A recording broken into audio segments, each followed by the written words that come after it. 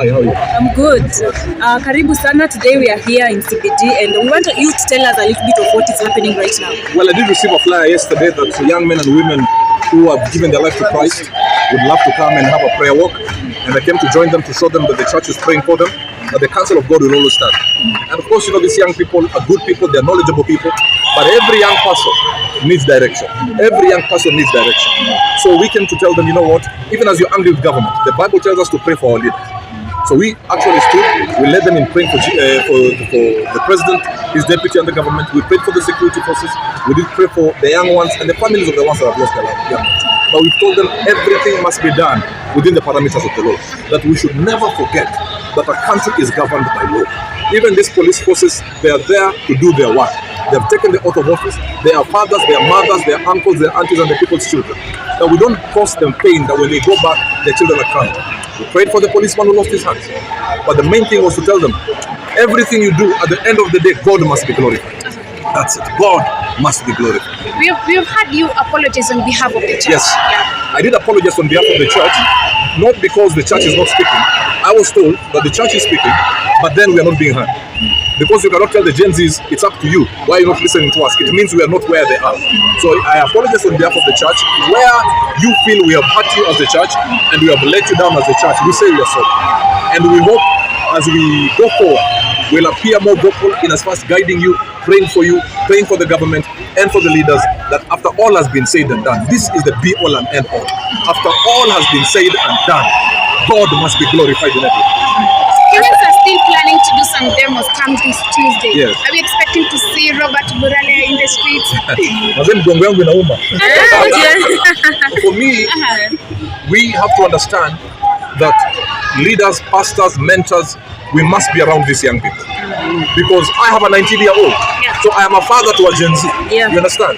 So I come in as a father to make sure where I feel you guys are going wrong on the Amaze, rudini hapa kidogo. Na hii ndio vya white sea. Hii dai, hii miaka ni hizi. Na pia besides mwaka kuna ka wisdom. So is to guide you, because we don't want any other young person to die. We don't want any policeman to die. We don't want any policeman to die. We don't want any business demolished. We don't want any car stolen. So we have to stand up and be counted. And I after preaching in church, I was going to go home. But something said, no, go and stand with them. There are young people who have given their life to Christ. We prayed and we worship. Because at the end of the day, this country must operate on the counsel of God. And maybe a message to Gen Z as we prepare to demonstrate on Tuesday. What do you have to tell? Gen Z munisikie. Najua mmekasirika, mko na hasira, lakini naambia kitu moja. Hata kama mko na hasira, muonge poa. You can get a few guys to come and put your case forward in the offices that matter. I know government or leadership, they will not talk to a million people. You can get somebody or a few people to represent you, to go and put forward your grievances to people. Also put your MPs, your MCAs, your senators and your governors to task that this is what we want. I think what needs to happen, as long as the Gen Zs feel they are being listened to, I think I said it by heart. The problem is, and I'll say it again, is that some of the leaders, some, not all, some of the leaders are speaking with arrogance. And that arrogance will not help anybody. Please, let's be humble. Let's talk. Kiburi. Wacheni fans wa Arsenal. Kiburi tulieni.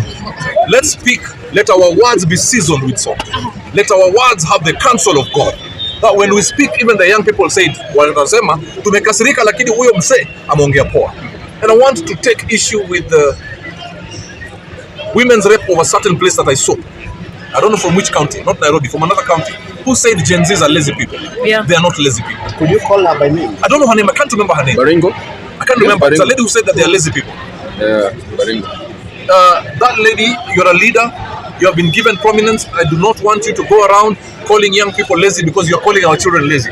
And our children are not lazy. So please, let our words be seasoned with salt. Mr. BURALE, yes. We saw a president that won through the church. Yes. This guy was in church the entire time. Yes. Why are we not seeing a delegation of church leaders going to him and saying, listen to this young man? When you talk about let's send a representation, we know what happens with that. We have seen the Azimio kind of mandamano, where You know, representation goes there and decides how much money he gets in his pocket and he keeps going. That is why we don't trust the representation. That is why we have lost interest. As a church, are we seeing the council of leaders of the church in this place going to state house? I mean, for how long are we just going to organize prayer meetings without action? And I love your side of questioning, but I believe there are some church leaders who have access to the leaders of this country. And I want to believe they're in communication. I want to believe they're in communication. All I say, let's give them time.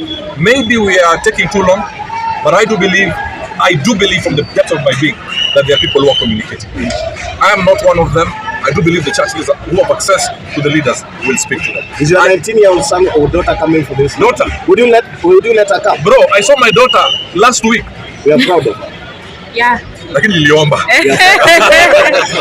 Yeah, I have a daughter who does not like injustice. It's a great girl. But all I'll say is this: I give them time. I know this does not sound right, but you know I love you guys. Yeah. You know I care about you guys. I do believe there's something happening. There's communication happening. But put your local leaders to task. Or kiburi kuita GENZ lazy because you're insulting our children. I've not seen lazy people here. I've seen people with vibrancy. So leaders, let your words be seasoned with salt. Young people, please also remember, these leaders are like your fathers and your mothers. Even how you speak, let it be with respect. The police forces took an oath of office. They are not your enemies. If we can be as peaceful as I've seen them today, then at the end of the day, the counsel of God will stand. And everybody will live happy, where God will be glorified, the people will be edified, and hell will be ashamed. Lakini unipatie maji hata juu. Why do you call ourselves a Christian nation? We pray a lot. Get all these things. We are the most to have. We are the most.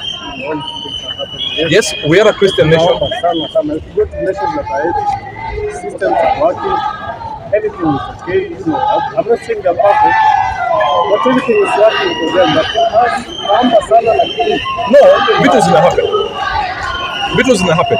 Let me tell you, there are people who are praying. There are people who are on the front line. Maybe it could have been worse. You understand what I'm saying? Let me tell you, I've traveled by the grace of God. I have seen countries that are suffering. Maybe because we are used to some peace and some level of that, we take it for granted. But yes, your grievances are valid, but it's step by step. Even me as a pastor, I'm not perfect. Every day, kings and prophets must work together, not be in bed together. Not be in bed together, but kings and prophets. Prophets, like in the book of Kings, Elijah. Because we have a problem where people are listening to religion.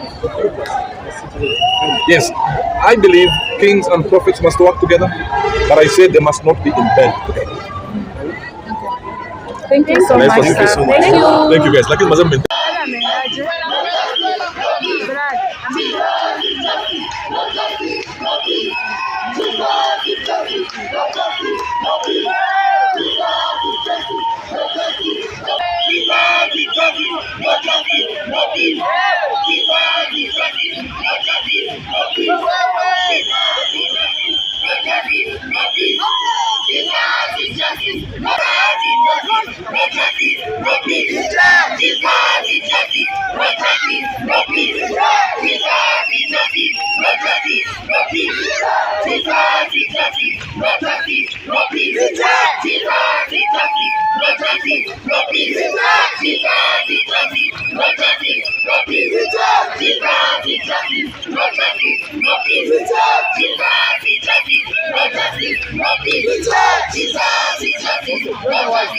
Jesus,